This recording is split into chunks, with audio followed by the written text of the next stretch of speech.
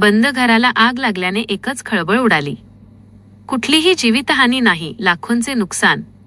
शेगाव शहरातील पांडे गल्ली परिसरात मे 26 रोजी सकाळी बंद घराला अचानक आग लागल्याची घटना घडली. महादेव खेळकर यांच्या घरात ही आग लागली असून या घटनेमुळे परिसरात एकच खळबळ उडाली. मिळालेल्या माहितीनुसार महादेव खेळकर हे आपल्या कुटुंबासह मे 26 रोजी सकाळी देवदर्शनासाठी बाहेर गेले होते.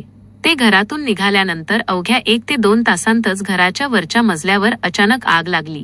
काही वेळातच आगीने भीषण रूप धारण केल्याने घरातील गादी, पलंग, फ्रीज, किचनसह इतर सर्व साहित्य जळून खाक झाले. दरम्यान घटनेची माहिती मिळताच स्थानिक नागरिकांनी घटनास्थळी धाव घेत आग आटोक्यात आणण्याचा प्रयत्न केला. सुदैवाने घरात कोणीही नसल्याने कोणतीही जीवितहानी झाली नाही. शेगाव अग्निशमन दलाचे 2 बंब ताबडतोब घटनास्थळी दाखल झाल्याने अर्ध्या तासात आग आटोक्यात आली. आगीचे नेमके कारण अद्याप समजू शकलेले नसून पुढील तपास सुरू आहे. महाभूमी डिजिटलसाठी ज्ञानेश्वर ताकोते, शेगाव.